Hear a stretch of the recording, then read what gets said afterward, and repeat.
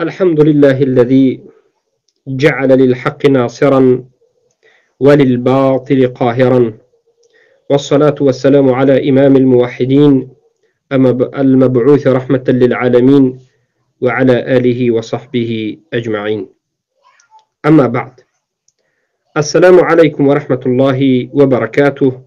برادران و خواهران عزیز اهل توحید، بارک الله فیکم و وفقکم الله بكل خیر. این حلقه چهارم، محاضره چهارم در باب تقلید است. در حلقه های گذشته به شما بیان گشت که معنای تقلید چیست، که این چی است؟ قبول قول الغیر بلا حجه، قبول کردن سخن یک انسان بدون حجت، بدون دلیل. یک انسان به شما سخن رو، یک مسئله رو بیان میکند، یک حکم رو بیان میکند، اما حجت از قرآن و سنت و فهم سلف این امت به شما ذکر نمیکند و شما بدون حجت، بدون دلیل سخن همون انسان رو گرفته رفتن میگیرید. این تقلید است و تقلید کورکورانه هست که علما انکار کردند. و این چنین به شما بیان کردیم که اتباع هست. اتباع این سخن هر کسی رو بعد از اینکه به شما حجت رو از قرآن و سنت با فهم سلف این امت می آورد و به شما به دلیل و به حجت به منهج اهل سنت صحبت میکند، شما میگیرید.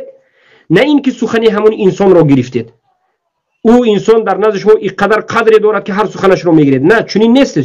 شما به خاطر دلیلش که قانع کننده بود، کتابهایش و ذکرهایش، در همین اساس که گرفتید شما متبع هستید. و علما بیان کرده اند که تقلید این مذمت شده هست، بد است، زیرا که مقلد جاهل است. مقلد این جاهل است، تقلید این از جهل است. و اما متابعت کردن به رسول الله این فرض است، زیرا که اشهد ان محمد رسول الله، وقتی که میگوید شهادت میدهم که محمد بنده و رسول الله هستند صلی الله علیه و سلم، میگید در همین عین حال به شما متابعت رسول الله صلی الله علیه و سلم چی است؟ فرض عین است. و پیش از این و بعد از این فرض عین است که این چی است؟ توحید المتابعه هست. توحید المتابعه یعنی چی؟ یگانه کسی که شما باید متابعت بکنید، مطلق اطاعت بکنید و هرگز از اطاعت او بیرون نشوید، واجب الاتباع است. متابعت کردن شما او را فرض است. این رسول الله صلی الله علیه و سلم است. اما باقی مانده غیر از رسول الله صلی الله علیه و سلم چی؟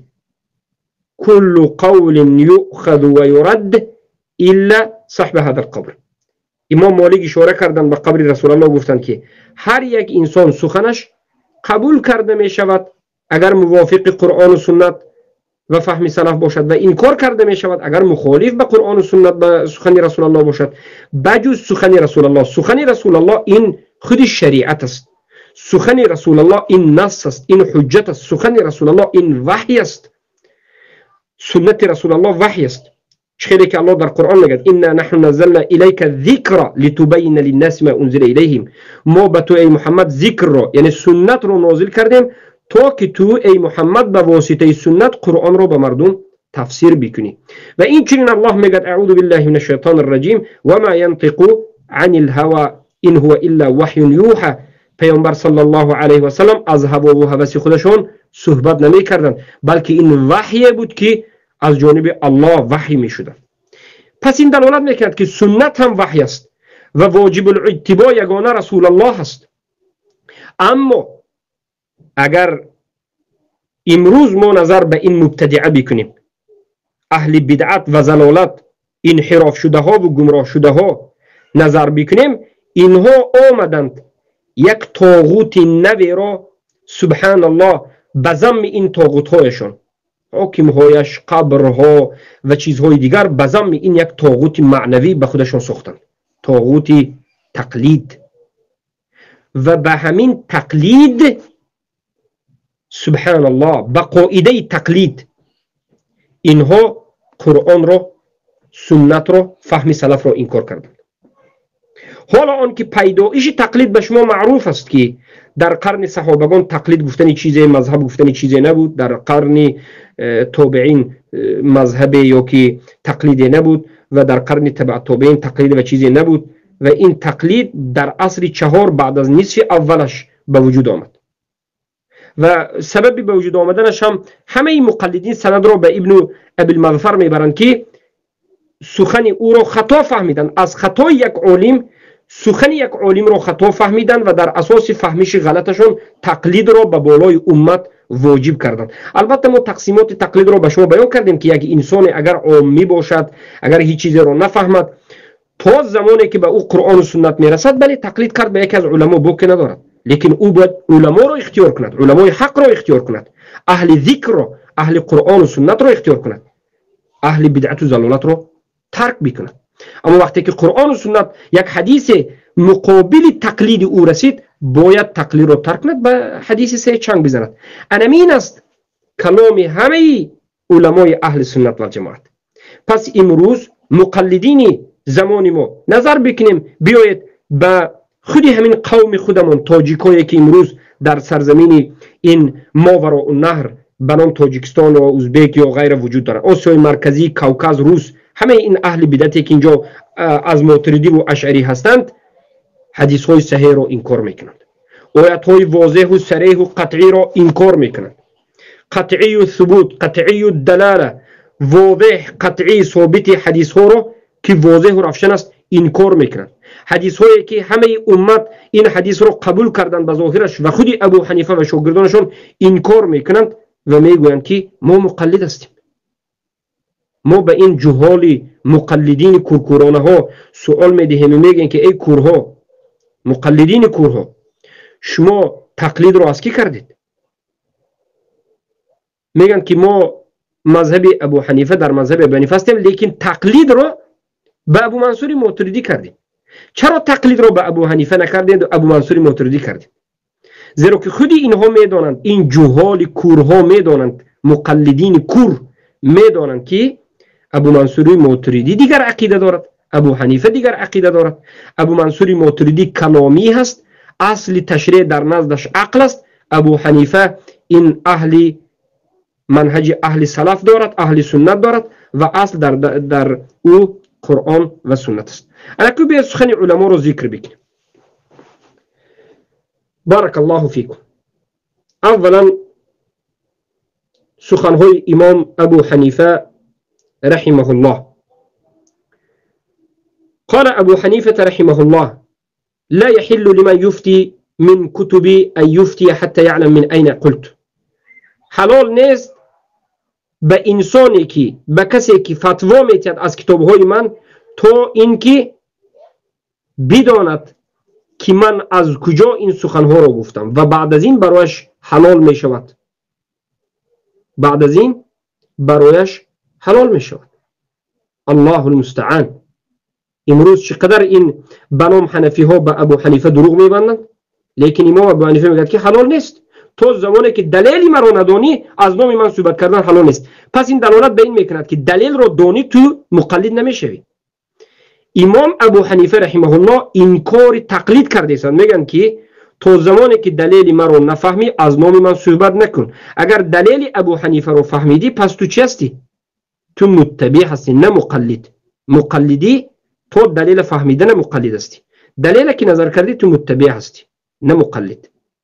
نظر بکن به کتاب الانتقاء في فضائل الثلاثة الأئمة الفقهاء لابن محمد ابن عبد البر صفحه 144 و 145 و محمد ابن عبد البر یکی از علمای عصر 4 و 5 این مسئله رو آشکار به شما بیان کردن، از نام ابو حنیفه رحمه الله نقل کردن. و بعد از این ابو حنیفه میگفتند که هذا رأی النعمان بن ثابت، یعنی میگفتند که این رأی، این یک فکر و این یک اجتهادی نعمان بن ثابت است، یعنی این رأی اندیشه من است. و هو احسن ما قدرت علیه، یعنی این همون رأیی که بهترین رأیی که من به همون پیدایش همین رأی قادر شدم. قدرت من بهترین قدرت همین است، یعنی تا همینجا استطاعت دارم. فمن جاء بأحسن منه فهو اولى بالصواب. هر کسی که بهتر از رأی من بیارد پس او برای قبول کردنش بهتر از من است، باید قبول کرده شد. نظر بکید به کتاب ارشاد النقاط صفحه 14، عقد الجید فی احکام الاجتهاد و التقلید للدهلوی صفحه 32. سخن ابو حنیفه است که میگوید که اگر سخنی کسی موافق به قرآن و سنت باشد او اولا هست، او بهتر است که او را متابعت بکنید. آیا این سخن ابو حنیفه به امروز علمای مقلدین کور جهال راست می آید؟ موافق اونها است؟ نه، مخالف اونها است. این سخن ابو حنیفه اونها را انکار میکند و میگوید که ای مقلدین به من تقلید نکنید، 100% پایبند من نباشید، من یک انسان هستم. وقتی که سخن حق را، اجتهادی حق را از دیگر یک انسان پیدا کردید، به او شما باید سخن او را بگیرید، نه سخن مرا. این از سخنی که ابو حنیفه به ابو یوسف گفتند. یعقوب ابن ابراهیم به شاگردشان گفتند که وای حک یا یعقوب، وای بر حال تو یعقوب، لا تكتب كل ما تسمع مني، هر چیزی که از من میشنوی ننویش، نوشته نکن، همه چیزی نوشت ما گفته رو نوشته نکن. فإني قد أرى الرأي اليوم وأتركه غدا، من امروز یک چیز رو همچنین فکر میکنم، روز دیگر این رو ترک شاید کنم. و أرى الرأي غدا وأتركه بعد غد، و فردا پس فردا یک چیزی رو یک چنین فکر میکنم و بعد از 2-3 روز گذشتنش شاید دیگر فکر داشته باشم. نظر بکنید به کتاب تاریخ ابن معین روایت دوری مجله 3504. این سخنهای امام ابو حنیفه هست، همون ابو حنیفه که امروز مقلدین این ابو حنیفه رو اعوذ بالله به سرشون یک بوت تراشیدند. سخنهای ابو حنیفه نگفته رو به ابو حنیفه میچسبانند، از نام ابو حنیفه دروغ میگویند، از نام ابو حنیفه دینی ناو طاغوت پرستی ساختند، از نام ابو حنیفه قبر پرستی ساختند، از نام ابو حنیفه نماز دیگری را ساختند، از نام ابو حنیفه دشمنی به قرآن و سنت ساختند، از نام ابو حنیفه سبحان الله تقلید واجب هست اگرچه مخالف به قرآن و سنت باشد گفتند. این همه تهمت به ابو حنیفه است. برای همین ما همیشه میگوییم که علمایی که امروز به نام ماتریدی و اشعری، صوفی طریقتا، عقیدتا ماتریدی اشعری، فقها حنفی هستند، اینها حنفی نیستند. شما فریب خورده این علما نشوید. اینها صوفی غلات هستند که ابو حنیفه بروی اینها توف کرده. علمای حنفی اینها رو به قرنها نظر بکید، قرنها در مدت این 1000 ساله همه علمای حنفی صوفی غلات رو انکار میکردند و این چنین علمای حنفی به مرور زمان 100 ساله ها جهمی ها رو از ماتریدی و اشعری انکار کرده اومدند. نظر بکنید به کتاب جهود علماء الحنفیه فی الرد القبوری شمس الدین الافغانی رحمه الله. شمس الدین الافغانی یکی از فارغ التحصیل جامعه مدینه منوره هست، همون جامعه که ما هم در اونجا تحصیل کردیم. در ختم دکترا انا همین کتاب رو می نویسد، از 3 مجلد عبارت است. فقط علمای حنفی اثبات میکند که علمای حنفی مبارزه به قبر پرستی می بردند، علمای حنفی مبارزه به خوارج می بردند، مبارزه به رافضه می بردند، یه سختگیرترین انسان ها به رافضه بودند. علمای حنفی سختترین انسان ها در مقابل شرک و کفر و طاغوت ها بودند. این چنین نه که بعد از این علمای حنفی حقیقی عقیدتا حنفی بودند، فقها هم حنفی بودند. این خیلی سخنی که شما امروز میگوید ما از جانب فقه حنفی هستیم، از جانب عقیده ماتریدی هستیم، از جانب طریقت یا نقشبندی یا دیوبندی یا مولوی یا این 64 طریقه صوفی وجود دارد. نقشبندی اینا بسیارترش در تاجیکستان نقشبندی است، زیرا که نقشبندی بخاری است، یا دیوبندی یا قدری، عبدالقدری جیلانی و غیره. بالاخره این چیزهایی که شما تقسیمات کردید این همیش باطل است. اگر حنفی باشی عقیدتا حنفی باش، اگر حنفی باشی اثبات بکن که الله در بالای عرش است، اثبات بکن صفاتهایی که الله سبحانه و تعالی به خودش اثبات کرد بدون کیفیت، نه تفویض و نه تعویل و تحریف و نه تجسیم و تکییف که این منهج همه سلف صالح بود، در جمله ابو حنیفه و شاگردانشون. برای همین ما به شما میگیم ای مردم که این علمایی که ما حنفی میگن به زبان خودشون به شما هزار مراتب نقل میکنن که در فقه حنفی، یعنی نماز خوندن و روزه و حج حنفی، نکاح حنفی، طلاق حنفی، اما در باب عقیده ما حنفی نیستیم میگن. یعنی اینها اعتقاد دارد که ابو حنیفه عقیدهشون درست نیست. برای همین ابو منصوری ماتریدی وفات کننده 333 هجری، تولدش انیق و سیاش درستش معلوم نیست، بعد از 180 200 سال ابو حنیفه آمده، از قرون المفضله نیست، از عصر 4 است. چرا مقلد باشید لااقل به ابو حنیفه تقلید نکردید و رفتید به کی؟ ابو منصور ماتریدی. این باطل بودن امروزه مقلدین را نشان میدهد. از این عبدالرحیم قزاقانی، حاجی مرزا، ایشان ها، صوفی ها، همه اینها مقلدین جهال است. خودی علمای حنفی میگن که مقلدین اینها جهال هستند، نباید در باب دلیل صحبت کنند، زیرا که مقلد یعنی جاهل. مقلد یعنی چی؟ سخن را بدون دلیل میگیری، تو دلیل نباید در باب دلیل صحبت بکنی. میگن بارك الله فيكم. أنا كنون سخن إمام أبو حنيفة رحمه الله را بشما ذكر كردیم. أنا كنون إمام أبو حنيفة رحمه الله میگن إذا صح الحديث فهو مذهبي. اگر یک حدیث صحیح رو دیدی این مذهبی من است. در باب اشاره سبابه حدیث صحیح آمد که پیامبر اشاره سبابه میکردن. خودی امام ابو حنیفه ثابت شد که در آخر العمر اشاره سبابه کردن. اما امروز این جهلای مقلدین کور به یک فقه کیدانی که 3 صفحه است از همدانی به کدام نسبت میدهند، گرفتند اشاره سبابه رو انکار کردن، گفتن که ما مقلدین هستیم، همدانی این رو میگه انا همین است، تمام. حدیث انکار کردن.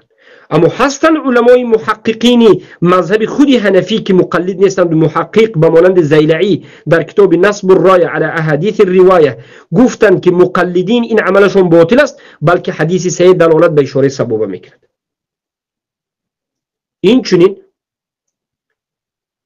در باب نماز ویتر مذهب حنفی خطا کردند. علمای محققین حنفی اومدند و حدیث صحیح رو اثبات کردند و گفتند که ابو حنیفه گفتند که حدیث صحیح ثابت شد این مذهب من است. زیلعی در کتاب نصب الرایه علی احادیث الروایه اثبات کردند که نماز ویتری که مذهب حنفی دارد این غلط است، خطا است. حدیث صحیح و نماز ویتر سنتی این دیگر چیز است یک، و نماز ویتر واجب نیست بلکه سنت است. این رو اثبات کردند، از مذهب بیرون نشدند. اما این مقلدین کور سخن ابو حنیفه را، سخن علمای بزرگ حنفی محدثین محققین را انکار کردند. برای چی؟ حجتشون چی؟ حجت این مقلدین کور چی است؟ حدیث پیامبر را در اساس چی ترک کردند؟ آیا حدیث پیامبر را در اساس دیگر حدیث پیامبر را در اساس دیگر آیت؟ نه، یگان حجت ندارند. گفتند که ابو حنیفه به اشاره سبابه خوندند، تمام. حتی ابو حنیفه را نشناختند که ابو حنیفه در آخر اشاره سبابه کرد. حتی سخن ابو حنیفه را نفهمیدند که ابو حنیفه گفت که حدیث صحیح را دیدی پس نمون مذهبی من است. ابو حنیفه براءت ذمت را، ذمه خودش را پاک کرد و رفت، مسئولیتش رو کم کرد و وفات کرد و رفت. در نزد الله وقتی که ابو حنیفه پرسیده می شود که آیا تو اینها رو امر کردی که به تو تقلید کنند، الله می پرسد. الله در قرآن مثال پرسشش رو آورد. یا عیسی ابن مریم اانت قلت للناس، ای عیسی ابن مریم آیا تو گفتی که مرا و مادرم را من دون الله عبادت بکنید؟ گفته از عیسی وقتی که الله می پرسد، از ابو حنیفه هم میپرسد که آیا تو گفتی که تو را مقلد شوند و سخنی تو را بگیرند به دلیل و به حجت، سخنی پیامبر را که اطاعت کردنش فرض بود نگیرند؟ ابو حنیفه چی میگه؟ ابو حنیفه میگه که ای الله، من گفته بودم که اذا صح الحديث فهو مذهبی، اگر حدیث صحیح از رسول الله ثابت شد این مذهبی من است. الله اکبر. ابو حنیفه خلاص شدن. لیکن توی مقلد کور، توی بیچاره در اون روز گفته نمیتوانی که من دامن ابو حنیفه رو گرفته بودم، دامن مولوی رو. این کلمه دامن فراموش کن. آیت قرآن به یادت بیار که ما در حلقه گذشته گفتیم اذ تبرأ الذین تبعوا من الذین تبعوا ورأوا العذاب. این کسانی که این ملاهایی که شما پیروی میکنید و مقلدش میشوید از شما براءت میکنند، پیش میکنند، برای تو توف میکنند. بعد از این میفهمی، بعد از این میگه که لو ان لنا کرة فنتبرأ منهم كما تبرأوا منا. اگر یک مرتبه دیگر به همین دنیا میرفتیم ما از این پیشواهایمون که دعوای تقلید میکردن، تقلید کنید ما مقلد هستیم با ما تقلید کنید میگفتن، از اینها براءت میکردیم چگونه که در روز قیامت براءت کردند. ای مردم این علما اکثری دعوایشون دروغ است. مشکلی در همین جا هست. منم تاجیک در همون منطقه در بین شما کلان شدم، به وایه رسیدم. دعواهای اینها همه‌اش برای من معلوم است. همه دعواهای اینها رو به کتاب مراجعت کردیم. شما نگویید که ما مذهب حنفی رو نمیدونیم. ما اولین علمی که گرفتیم مذهب حنفی بود. فقه اکبر حنفی رو متناً از یاد کردیم، فقه طحاوی رو متناً از یاد کردیم، شرحهاش رو قرائت کردیم. از همین فقه عقیده این جانب عقیده است، شرحش به شرحهاش. و این چنین از جانب فقه ما از کیدانی که از صفحه شروع می شود، از چور کتابش که از یاد می شود، مختصر الوقایه که خونده می شود، هدایه که مرغلانی برهنده مرغلانی است، تا بزرگش تا رد المختار و بعد از این ابن عابدین و امام رد المختار که عابدین است، بعد از این بدایع صنایع مبسوط سرخسی به اصل کتاب 15 مجله هاش رفتیم. حنفی را ما هزارها مراتب بالاتر از این دعواگران مقلد کور میدونیم. برای همین میگیم که اینها دروغ میگویند، دعواهایشون غلط است، دعواهایشون دروغ است، اینها خیلی هم جاهل هستند. ببینید ابو حنیفه رحمه الله را این کار کردند. ابو حنیفه رحمه الله را اصلا اینها قبول ندارند. برای همین ما میگیم که ابو حنیفه یکی از امت پیامبر بودند. ابو حنیفه خطاگی ها هم داشتند، درستی ها هم داشتند. ما مذهب را بالکل نمیگیم که هر کسی که در مذهب است یگون حکم نمیگذاریم. ما میگیم که در مذهب باشی هم منصف باش، در مذهب باشی متعصب به مذهب نکن، در مذهب باشی به مانند کرخی، به مانند تفتزانی حنفی شافعی را تکفیر نکن. تکفیری های مقلدین، مقلد است جاهل است لیکن تکفیر میکرد. علمای انمین مقلدین شافعی رو تقلید کردن، گفتن دخترهایی که مذهب شافعی است اونها رو بزنی گرفتن حرام است زیرا که اونها کافر هستن. گفتن مرامد این فتواهای خودی انمین حنفی است. تکفیری انمین مقلدین شما هستید، جهال شما هستید. برای همین ما میگیم که ابو حنیفه رحمه الله از شما بیزار است، شاگردان ابو حنیفه رحمه الله از شما بیزار است. ابو حنیفه رحمه الله انسان بودند، بشر بودند، خطا میکردند، درست هم داشتند، پیامبر نبودند، خطا کردند میگوییم، درست کردند موافق قرآن سنت است، درست است. بله خطا کردند، در باب ایمان خطا کردند، عمل را از ایمان ندانستند، زیاده شوی ایمان کم شویش را انکار کردند و این غلط است و این بدعت است و این مرجع بودن است، مرجعه الفقها، که این تکفیر نیست. ابو حنیفه رحمه الله گفته میشود لیکن غلط کردند. از این طرف خوارج ها برآمدند و غلو کردند در باب ابو حنیفه و ابو حنیفه رو و هر کسی که ابو حنیفه رو رحمه الله میگه تکفیر کردند. ما اینها رو انکار میکنیم و خوارج ها ما رو تکفیر میکرد که ابو حنیفه رو رحمه الله میگیم. لیکن خطاگی ابو حنیفه رو وقتی که ذکر کردیم و گفتیم که ابو حنیفه پیامبر نیست، ابو حنیفه واجب الاتباع نیست، ابو حنیفه از سر خودش ساقط کرده است و گفته است که اذا صح الحديث فهو مذهبی، وقتی که حدیث صحیح است این مذهبی من است. این غلو کرده ها از جانب دیگر که مقابل خوارج برآمدند و اینقدر در حق ابو حنیفه غلو کردند که اعوذ بالله ابو حنیفه را امام اعظم از اعوذ بالله به درجه پیامبر و رسول فرستادند. و میگوید ابو الحسن الکرخی در وفات کننده 340 تقریبا بود والله یعنی عصر 4 بعد از 180 سال ابو حنیفه اومده میگه که وقتی که سخن امام هایمون اذا وافق كلام أصحابنا القرآن والسنة الكتاب والسنة فذاك. اگر سخن اصحاب ما ابو حنیفه و شاگرداش موافق کتاب و سنت باشد اینم خوب است میگد، اما اگر مخالف باشد میگد واجب تعویله میگد. اما سخن امام ها میگد مخالف به کتاب و سنت بیارد چیکار میکنید؟ ابو الحسن کرخی میگد که واجب است که قرآن و سنت را تعویل کنی، تغییر بدهی، برای اینکه قرآن و سنت را موافق به سخن امام ها بکنی، امام ابو حنیفه بکنی، نه اینکه سخن ابو حنیفه را به یک طرف گذاری و به قرآن و سنت روی. نه، میگد که سخن الله و رسول را عوض میکنی. تعویل یعنی عوض، یعنی این از ضلالت و ما این کار میکنیم، زیرا که قرآن و سنت چی گفت؟ اطیع الله و اطیع الرسول. اصل قرآن است، از سنت است، دین وحی است. بالاخره سخنهای ابو حنیفه به شما آشکار شد. ما در آینده به شما سخنهای انا همون اشعریه که شما همون اعتراف میکرد، عزی بن عبدالسلام، امام الحرمین میگید، سبکی میگید، اشعری غلط، و یا دهلوی میگید، عبدالحق دهلوی میگید، یا که ماتریدی میگید به مانند ملا علی قاری. همه اینها مقلدین، تقلید و مقلدین رو این کار کردن. لیکن پیش از اینها ما به شما باز سخن امام مالک را میاریم، زیرا که 4 امام مذاهب انا همین اعتقاد را داشتن. میگفتن که ما را شما به سر خود راب نگیرید، همه سخن ما را شما حق گفته، سخن ما وقتی که به قرآن و سنت مخالف بیاد هم نگیرید، نه اینچنین نکنید گفتند. بیاید من سخن خود ابو حنیفه را کمی خوبتر باز به شما ذکر بکنم که بارک الله فیکم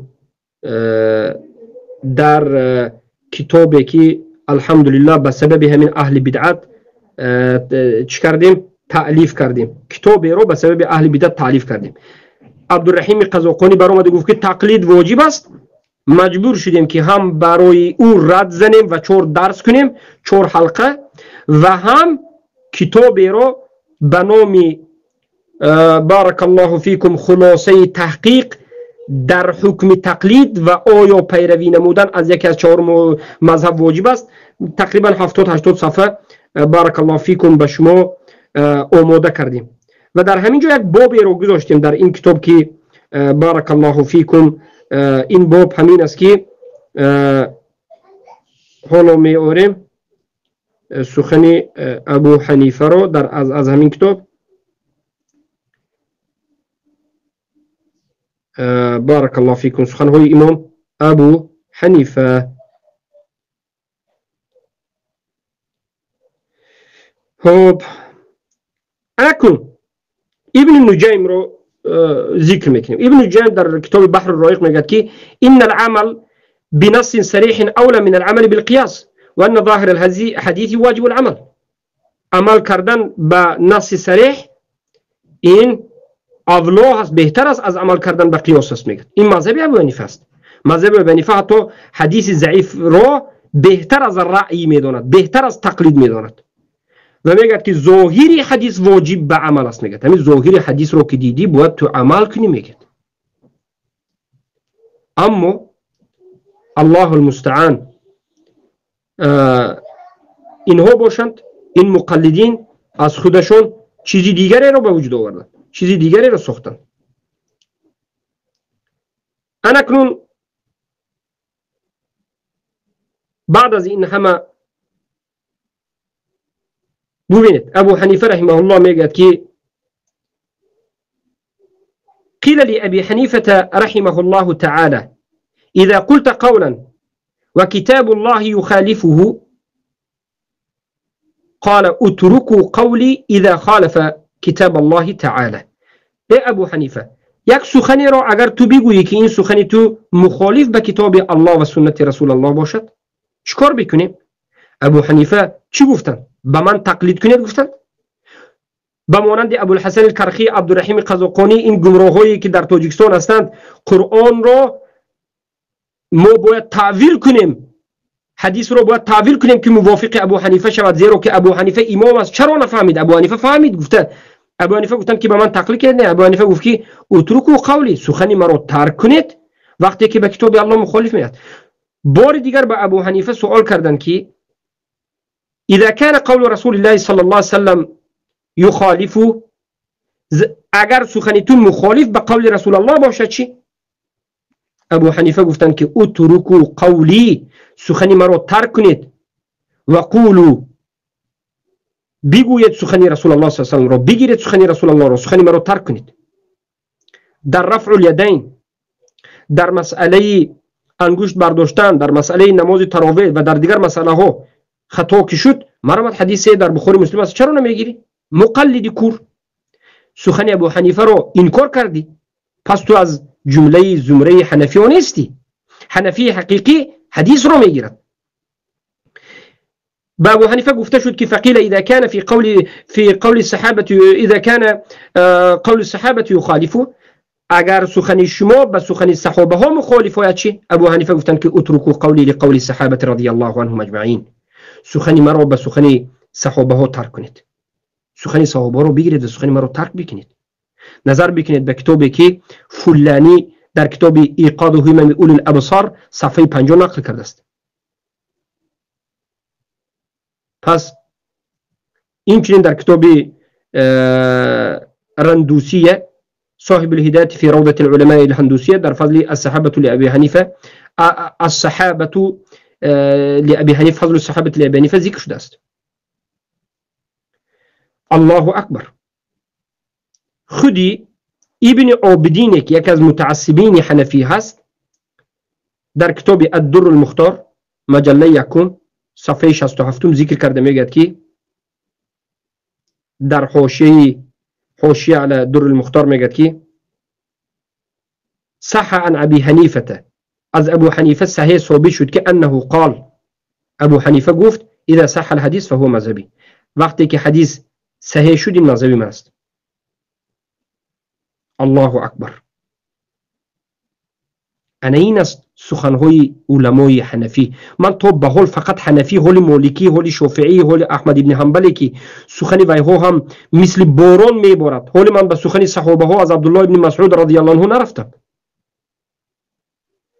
سخن حنفی را گفته استم که حنفی هایی که خودتون حنفی میگوید نظر بکنید که شما حنفی نیستید، ابو حنیفه از شما بیزار است. ابو حنیفه از شما بیزار است. ملا علی قاری میگن، ملا علی قاری را ما دوست میداریم، ملا علی قاری ماتریدی است. ملا علی قاری را شما تا همون جا میگیرید که به شما موافق است. ملا علی قاری وقتی که به ضد شما صحبت میکنه چی میگید؟ بی ادب است. ملا علی قاری میگید. وقتی که ملا علی قاری کتابی را در باب پدر مادر پیامبر نوشت و حدیث های صحیح آیت را و بعد از این احادیث صحیح را گرفت و گفت که پدر مادر پیامبر صلی الله علیه و سلم کافر وفات کردند، ایشانش ملاش میگه که ملا علی قاری بی ادب بود. میگه ماتریدی. ببینید ملا علی قاری بار دیگر به شما انمون ماتریدی، بله ملا علی قاری ماتریدی که لیکن مثل شما مقلدی کور نیست، انصاف داشت. میگوید که لا يجب على احد من هذه الامه ان يكون حنفيا او مالكيا او شافعيا او حنبليا. به یگان نفر از مسلمان هایی که در این امت اسلام است واجب نیست که حنفی باشد، در مذهب حنفی باشد، یا در مذهب مالکی باشد، یا در مذهب شافعی باشد، یا در مذهب حنبلی باشد. مرحمت. چرا ما این سخن را گویم سلفی میشیم، اما ملا علی قاری ماتریدی گوید سلفی نمیگوید او را؟ ما همین سخن را گویم میگه که سلفی، تکفیری، وهابی و غیر و غیره. لیکن ببینید ما این سخن را از هوا نگفتیم. مرحمت. ملا علی قاری حنفی ذکر میکنه و میگوید که به یگان نفر تقلید کردن به یک مذهب معین، مذهب داشتن واجب نیست، میگه یعنی فرض نیست. اما مرحمت عبدالرحیم قزاقانی مقلد کور و دیگرهاش برآمده میگه که نه فرض است. میگه اگر شما در حقیقت علمای خود را قبول بکنید، مرحمت علما، این مقلدین زمان حاضر از مقلدین زمان گذشته 1000 مرتبه بدتر و سخت‌تر هستند، زیرا که مقلدین زمان گذشته لااقل کتاب را کمی مطالعه میکردند. اینها اصلا تخصصشون اسلامی نیست، فقط شکل شمایلشون رو اسلامی کردند و برآمده فتوا میدن. جهال بیش نیستند اینها. از خری همسایه‌شان هم گمراه‌تر هستند. بل يجب على آحاد الناس إذا لم يكن عالما أن يسأل واحدا من أهل الذكر.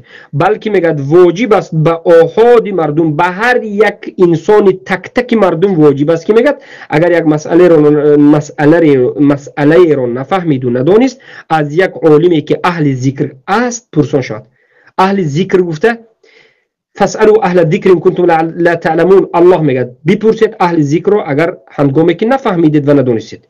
این یکی از بزرگترین و قویترین و مشهورترین حجت مقلدین است که مرحمت مقلد نه اهل ذکر. امام شوکانی میگه اهل ذکر اهل قرآن است. اهل ذکر همون علمایی که در اساس قرآن و سنت و فهم سلف فتوا میتن، اینها را اهل ذکر گفته میشد.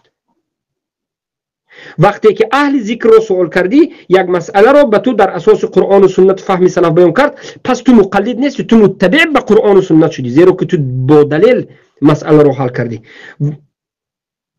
چنانه که امروز انا همین جهلا میگن که ای سلفی ها، شما میگن تقلید رو من میکنید بر ما رو مقلد میگن، لیکن سلفی ها خود شما مقلد به محمد ابن عبدالوهاب هستید، به ابن باز هستید، به علمای نجد هستید، به ابن تیمیه و به ابن قیم، ابن بطال، لالکایی، بربهاری و غیره، میگن که خود شما مقلدن به اینها هستید. لیکن این جهال بین تقلید و متابعت رو نفهمیدند. ما مقلد نیستیم. هر سخنی که بدون دلیل علما گفتند ما او رو قبول نمیکنیم و هر سخنی که در اساس قرآن و سنت با فهم سلفی این امت گفتند قبول میکنیم، نه به ذات خود عالم بلکه به سبب حجت و دلیلش. ما سخن را در اساس قرآن و سنت وقتی که قبول کردیم، پس ما مقلد نیستیم، ما متبع هستیم. اما وقتی که یک عالم بدون قرآن و سنت رو نرو، جایز ناجایز، حلال حرام گفت به دلیل قبول کرده، این مقلد کوری هست که شما مقلد کور هستید.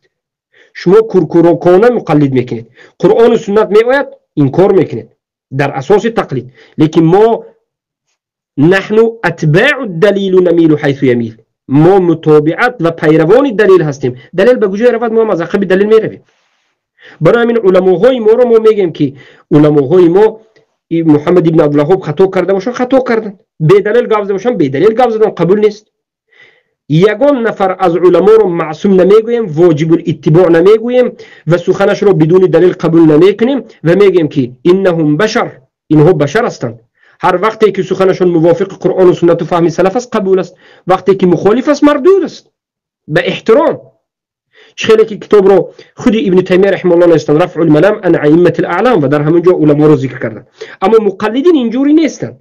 مقلدین یک انسان رو میگیرند، 4-5 علمای مذهب رو یا یک نفر معین رو کورکورانه میروند، گویا که همون انسان نبی هست و رسول است. سخنش خطا باشد، مخالف قرآن و سنت بیارد، قرآن و سنت رو یا انکار میکنند یا که تعویل و تحریف میکنند. اساس قرآن و سنت نیست، اساس سخن یک انسان است در نزد مقلدین. برای همین تقلید رو علما انکار کردند. پس میگه اهل ذکر رو فهمید که اهل ذکر قرآن و سنت است. در دوامش ملا علی قاری میگه که والائمه الاربعه من اهل الذکر، ائمه الاربعه از اهل ذکر است. بله، ابو حنیفه، امام مالک، امام شافعی، امام احمد رحمهم الله جمیعا، الله همشون رو رحمت کرد، اهل ذکر بودند، لیکن پیامبر نبودند، معصوم نبودند. ما در باب معصومیت باید صحبت بکنیم. رافضه ها معصوم گفته، هم رسول الله اهل بیت گفته و 12 امام گفته معصوم گفته، در نزد اونها با یک چیز خیلی هم غلو میفن، حتی یک خطاگی نکرده میگن معصوم گفته، یک خطاگی صغیره رو هم نکرد میگن، نه کبیره نه صغیره. اما معصوم گفته مذهب اهل سنت و الجماعت یعنی بیگناهی که یگانه رسول الله صلی الله علیه و سلم رو میگن که، اما از صغیره پیامبر صلی الله علیه و سلم رو، از خطا و از میده های صغیره پیامبر صلی الله علیه و سلم رو معصوم پاک نمیگن 100%. پیامبر صلی الله علیه و سلم صغایر خطا بود که حتی عبس و تولا و غیره، و این سخن خودی مذهب حنفی است و چهار این به اجماع است. انا همچنین معصوم رو شرح میتن. اما صغیره هایی که در پیامبران است به دین هیچ ربطی ندارد، یعنی طعنه به دین نیست. کمبودی که اگر باشد هم طعنه به دین نیست، نه از جانب دینی. اما مقلدین باشند، روشی را به وجود آوردند در باب تقلید که گویا که همون انسانی که او را تقلید میکنند انا همون گویا که چی است؟ معصوم است، پیامبر است. مقلدین تقلید شونده هاشون را همچون پیامبر و همچون معصوم معامله میکنند. الله المستعان، الله المستعان. شما قدر رسول الله را فراموش کردید، نازل شدن دین را فراموش کردید که به خاطر چی دین نازل شد، مصدر شریعت اساس از کجا گرفته شده را فراموش کردید، انسان پرست شدید. عیناً به مانند یهود و نصارا که علما و پیشوای خود را رب گرفتند و انجیل و تورات و انجیل را انکار کردند، مثل همونها شدید که پیامبر صلی الله سبحانه و تعالی در سوره توبه 31 گفت اتخذوا احبارهم و رهبانهم اربابا من دون الله. احبار، عالم، رهبان، یک عابد پیشوا را ارباب، رب گرفتن به جز الله. حلال او را، حلال کرده او را حلال گفتن اگرچه مخالف کتاب باشد، کتاب الله. حرام کرده او را حرام گفتن اگرچه مخالف کلام الله باشد. الله حلال گفته است این حرام میگد، الله حرام گفته است این حلال میگد. مردم مقلد به علما شدن، متابعت قرآن را ترک کردن.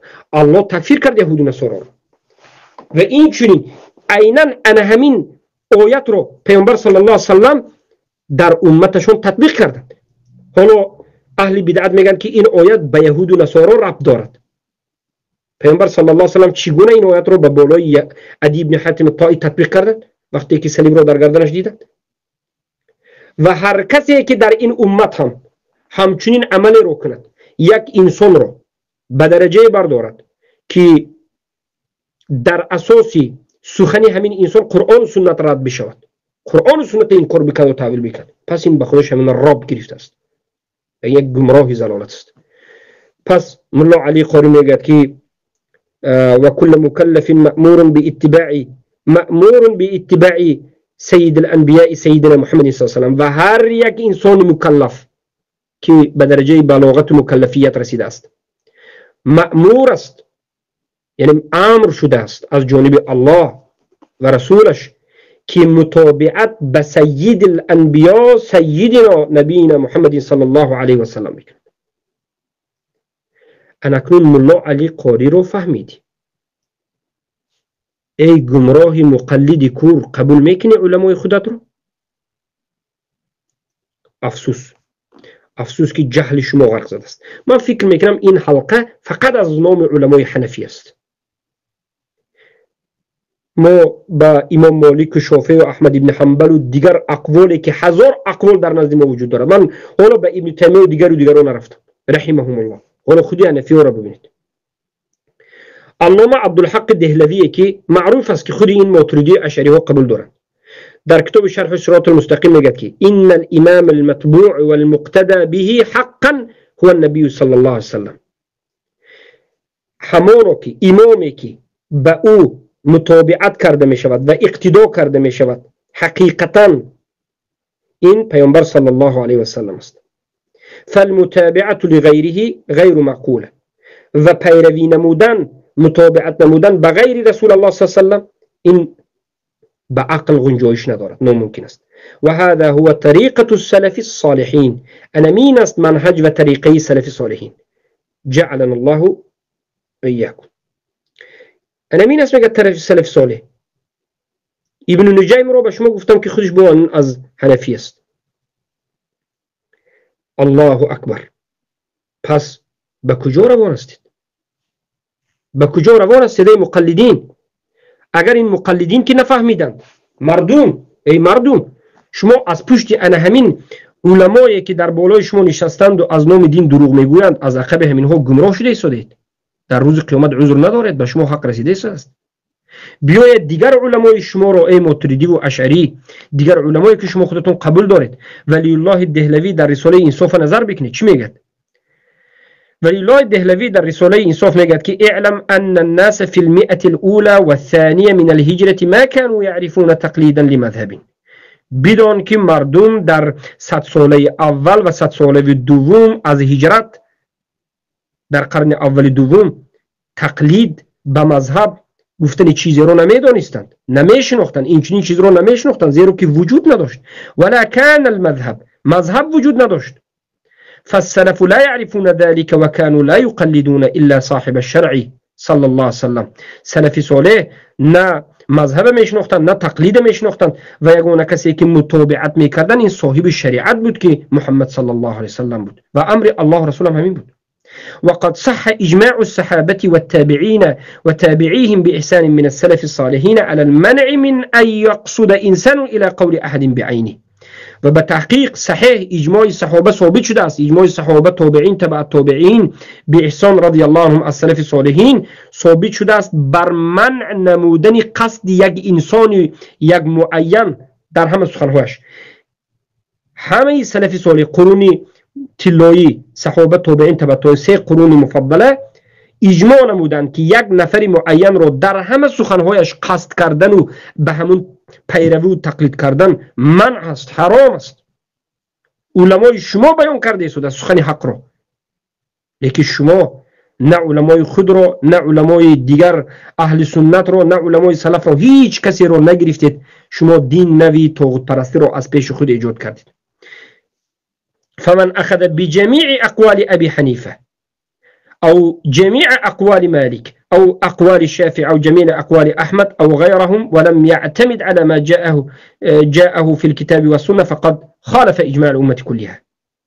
هر کسی که جمیع همه سخنهای ابو حنیفه را بگیرد یا همه سخنهای مالک را بگیرد یا همه سخنهای شافعی را همه سخنهای احمد را بگیرد یا غیر از اینها دیگر امام را همه سخنهایش را بگیرد و اعتماد نکند به آن چیزی که در کتاب و در سنت آمده است، در کلام الله و در سنت رسول الله آمده به اعتماد نکند و به سخن اینها جمیع سخن اینها اعتماد بکند، به تحقیق مخالفت به اجماع امت کرده است، به همه اجماع امت مخالفت کرده است. ای مقلدین شما مخالف اجماع امت هستید، ای مقلدین شما از امت خود را جدا کردید به شهادت علمای خود شما. و اتبع غیر سبیل المؤمنین شما راهی رو اختیار کردید که راه غیر مؤمنان است، مؤمنین در دیگر راه هستند، شما مقلدین در راه دیگر هستید، راهی انمون مشرکین این راهی تقلید را گرفته بودند و گمراه شده بودند و در اساس تقلید پیامبر را انکار کردند، شما هم مثل اونها در اساس تقلید قرآن و سنت را انکار میکنید. نعوذ بالله من ذلك. فهذا قد نهى هؤلاء الفقهاء كلهم عن تقليدهم وتقليد غيرهم. پس همچنین همه این فقهای علما نهی کردند، باز داشتند از تقلید شدنشان و از تقلید غیرشان. ببینید علمای سلف میگفتند که ما را تقلید نکنید، غیر ما دیگرها هم تقلید نکنید. خیلی که امام احمد ابن حنبل گفتند لا تقلدوني ولا تقلدوا مالكا ولا شافعيا، مرا تقلید نکنید، مالک را هم تقلید نکنید، شافعی را هم تقلید نکنید. خذوا من حيث اخذوا، بگیرید از اون جایی که گرفتند. پس در دوامش دهلوی میگد که وقد خالفهم من قلدهم، هر کسی که تقلید به این امام های چهارگانه و غیرشون بکند مخالفت به اونها کرده است. شما مخالف چهار امام هستید.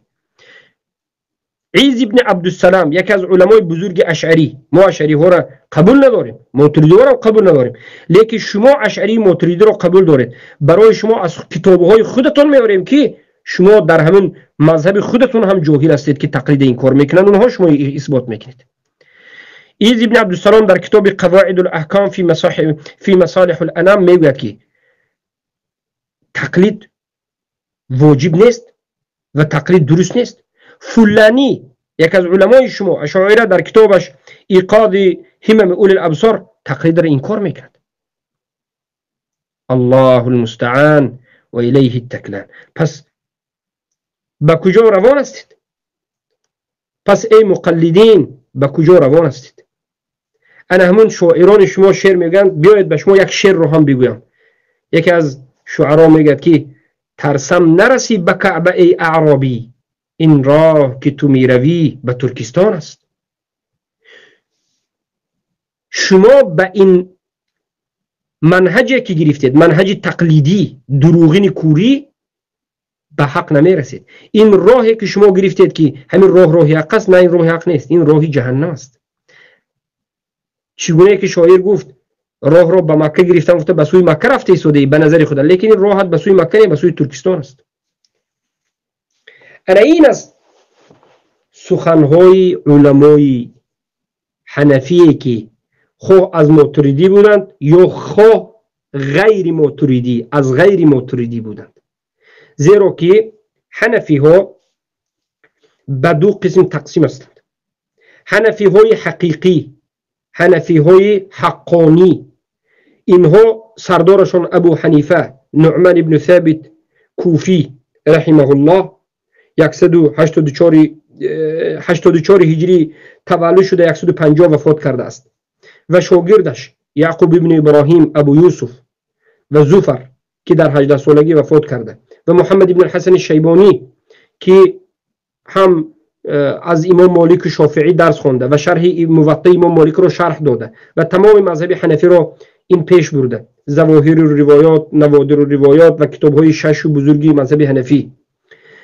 و از اینجا طحاوی صاحبی کتاب مشکل اثر یا که صاحبی کتاب عقیده الطحاوی، یا که نصب الرای علی حدیث الروایه، یا که برهان الدین مرغلانی، یا که بارک الله فیکم ابن ابی العز حنفی و غیره هزارها دیگر علمای حنفی. اینها حنفی های حقانی که منهجشون قرآن و سنت با فهم سلف این امت بود. البته چخیلی که میگیم در باب ایمان مشکلی بود که بسیاری از این علمای حنفی گفتن که بله این مشکل رو ما قبول داریم و قرآن و سنت که مخالف این است ما به قرآن و سنت میرویم. و دومین نمود حنفی ها، اینها حنفی نیستند، اینها 50% حنفی هستند یا 30% حنفی هستند. در باب فقه حنفی هستند. فقهن یعنی در باب چی؟ روزه، نماز، حج، زکات، معاملات، تجارت، نکاح، در این مسئله حنفی هستند. بله، اما در مسئله عقیده حنفی نیستند. در مسئله عقیده اینها ابو منصور ماتریدی یا که اشعری هستند. قسم ابو منصور فرقی ندارد. ابو منصور ماتریدی اشعری هر دوش یک چیز است، بجز در باب تقدیر که کمی فرق دارد. اشعری ها جبری هست، ماتریدی ها کمی درست است لیکن مخالفت دارد. بالاخره در باب عقیده اینها مخالف به ابو حنیفه هستند. فقه اکبر را ابو منصور ماتریدی شرح داده و تعویل و تحریف کرده، مذهب ابو حنیفه را به طرف کلام کشیده و باطل کرده. یا که فقه اکبر را ملا علی قاری شرح داده و به جانب ماتریدی کمی کشیده. اما فقه اکبر را علمای اهل سنت وقتی که شرح میدهند به دیگر نمود شرح میدن، زیرا که عقیده ابو حنیفه چخیلی بیان کردیم در باب اسما و صفات، در باب بالا بودن الله، در باب توحید، در باب الوهیت و غیره، در باب کفر بالطاغوت و براءت و موالات. این ابو حنیفه رحمه الله باقی مانده سلف همه یک بودند. برای همین ما حنفی های حقانی را قبول داریم، احترام میکنیم، رحمه الله میگویم. و شمس الدین افغانی خیلی که کمی پیش ذکر کردیم حرکت این علما رو، مشقت این علما رو ذکر کرده. در 3 مجلد کتاب مبارزه های این علمای حنفی بر ضد کفر شرک را ذکر کرده. جهود علماء الحنفی فی الرد القبوری و ذکر کرده است. اما علمایی که خودشون رو یا انسان‌هایی که خودشون رو حنفی میگویند و ما رو فریب میدهند، دروغ میگویند، کذابی میکنند، از بنام ابو حنیفه دروغ میبندند و خودشون رو زورم به بهتان به ابو حنیفه نسبت میدن، لیکن با خودشون آشکار میگویند که ما در عقیده ابو منصور ماتریدی هستیم و غیر، کلامی هستیم، کلامی اهل کلام. ما اینها رو انکار میکنیم، اهل بدعت و ضلالت و گمراه شده و زنادقه میگوییم، زیرا اینها در مسائل های بزرگ مخالفت به قرآن و سنت و به سلف صالح و به ابو حنیفه هم کردند. بمانند اینکه الله را در بالا بودنش رو ابو حنیفه اثبات کردند، علمای حقانی حنفی اثبات کردند. انا این علمای دروغین و کذابینه که در فقه حنفی هستند و خودشون حنفی میگویند و حنفی نیستند و در عقیده ماتریدی هستند انکار کردند، برای که اینها اهل کلام هستند. ابو حنیفه اهل کلام نبودند، اشعری ماتریدی اهل کلام بود. این جهمی ها کلامی بودند. شاگردان ابو حنیفه کلام رو تعلیم گرفتنش رو حرام گفتند، انکار کردند، لیکن اینها علم توحید رو علم کلام میگن، توحید رو علم کلام میگن. اعوذ بالله. برای همین این بود مختصری قول علما در رد این مقلدین کوری که خود را به مذهب حنفی نسبت میدهند و از خود علمای حنفی. حالا دیگر وقت به من فرصت نمیدهد که باز سخنهای مثلا امام مالک، امام شافعی، امام احمد ابن حنبل یا که در منع تقلید از صحابه بزرگ به مانند بارک الله فیکم انا همین عبدالله ابن مسعود رضی الله عنه صحبت بکنیم. لیکن صحبت سخنی البته صحابه در این باب خیلی ضرور است، در باب تقلید خیلی ضرور است. اگرچه وقت زیاد روید هم ما باید به شما سخنی لااقل صحابه را ذکر میکنیم که از عبدالله ابن مسعود رضی الله عنه روایت است و این روایت هم الطحاوی روایت کرده است، در شرح مشکل ناصر آورده است، مجله 15 صفحه 407 و ابو خیثمه در کتاب علم 116 روایت میکند صفحش. ابن القیم الجوزی اینا انامین روایت از عبدالله ابن مسعود رضی الله عنه صحیح میداند در کتاب اعلام الموقعین در مجله دوم صفحه 160. عبدالله ابن مسعود رضی الله عنه گفتند که اغدو عالما او متعلما، عالم باش یا که تعلیم گیرنده علم باش، ولا تغدو امعة فيما بین ذلك، امعه در بین عالم متعلم نباش. امعه چیست؟ امعه خود ابو عبدالرحمن این امون عبدالله ابن عباس را ابو عبدالرحمن کنیشون بود که میگفتند امعه چیست؟ گفته وقتی که سوال کردن عبدالله ابن مسعود گفتند که انما انا مع الناس. الامعه یقول، امعه همون انسانی که میگه که من همراه مردم است، همراه دلیل نیست، همراه مردم است. این اهتدا و اهتدیت، اگر مردم هدایت یابند منم هدایت مییابم. این ضلوا، اگر گمراه شد ضللت، گمراه میشن. سبحان الله. ببینید همین مقلد، امعه مقلده که به هر یک سخنی که شنید بدون دلیل و حجت ملا گفتن، بابای ملا گفتن، این کس به گاب نگفته رفتن میگیرد. دینی تو این دینی بازی نیست. برای این علما گفتند و بخصوص امام شافعی، امام المسلم یکی از علمای سلفی ما رحمه الله در مقدمه کتاب صحیح مسلمشان گفتند العلم دین، علمی که تو میآموزین دین است. فانظروا من اين تاخذون دینکم، بنگرید که دین از کی میآموزید، نظر کرده بگیرید. از ببینید از عبدالله ابن مسعود این روایت خیلی زیاد است. از عبدالله ابن مسعود روایت است که میگه الا لا یقلدن احدکم دینه رجلا، آگاه باشید که یگان نفر از شما دینش را به یک مرد تقلید نکند. ای مردم، ای مسلمان ها، شما دین را به واسطه تقلید یک نفر معین نگیرید که این آمن، همچنین که اگر همون انسانی که شما تقلید میکنید ایمان بیارد شما هم ایمان میبرید و این کفر و کفر شد کفر میشه. این چنین چگونه که امروزه مقلدین کور میکنند، خطاگیش را قبول ندارند، مخالف قرآن و سنت صحبت کند قبول ندارند، قرآن و سنت این کار میکنند. و این کنتم لابد مقتدین، اگر شما باید اقتدا کردنی باشید، ضرور باشد اقتدا کردنش با دیگر علاج نشه، فقتدوا بالمیت، به مرده ها اقتدا کنید که این کس اصحاب النبی صلی الله علیه و سلم، به اصحاب النبی صلی الله علیه و سلم اقتدا کنید. نظر کنید به روایت الطبرانی در کبیر مجله نوم صفحه 152 با رقم 8767 روایت میکنه. حیثمی در مجمع الزوائد مجله یکم صفحه 185 ذکر میکنند و میگن که رجاله صحیح. عبدالله ابن مسعود که شما میگید که عبدالله ابن مسعود از عمر دین رو گرفت و از عبدالله ابن مسعود اعمش و از اعمش انا همیشه سند آمد بکی به حماد و به ابو حنیفه و مسند ابو حنیفه را هم فقط به واسطه عبدالله ابن مسعود میبرید. میگید که ما دینمان را از صحابه جلیل عبدالله ابن مسعود گرفتیم. ما را از عبدالله ابن مسعود تقلید به بیخ ریشش انکار کرده ایستادند به سندهای صحیح. عجایبش این است که باز این سند را روایت را خودی طحاوی حنفی نقل میکنه. طحاوی در کتاب شرح مشکل ناصر آورده است. الله اکبر.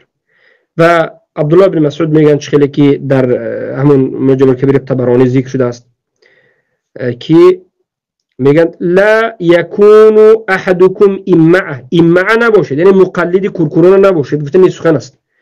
در جای دیگر میگن که لا یکونن احدکم امعه قال و ما الامعه قال یجری مع کل ریح. امعه نباشد. گفتن که امعه چیست؟ گفتن که امعه همون چیزی که یک انسانی که هر یک بادچه کتی پرواز کرده رفتن میگیرد، یعنی به یک فتنه و به یک گپوی عادی میرود. و این روایت از عبدالله ابن مسعود است. بارک الله فیکم. این است سند، این است دین. ما رو از خود ابو حنیفه، ملا علی قاری، عبدالحق دهلوی و اینچنین ابن نجیب و غیر از حنفی ها به شما خود ابو حنیفه و شاگردانشون ذکر کردیم که تقلید این کار کردن.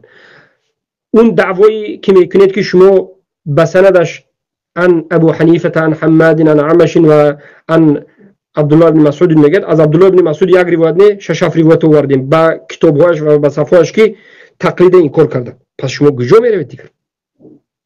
فضیل ابن عیاض میگن که قال اتبع طريق الهدى ولا يضرك قلة السالكين وإياك طرق الضلالة ولا تغتر بكثرة الهالكين. متابعت کن طریق هدایت و حق را و مغتر به بسیار به تو ضرر نمیرساند کم بودن پیروانش. پیروی از حق کن اگرچه انسانش کم باشد، به تو ضرری نمیرسد. کم بودن انسان و بسیار بودن به تو نه ضرر نه فایده میرساند. بارک الله فیکم.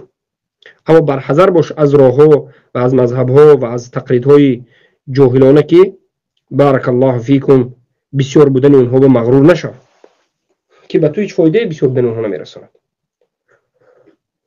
من با همین سخن خود را به پایان میرسانم.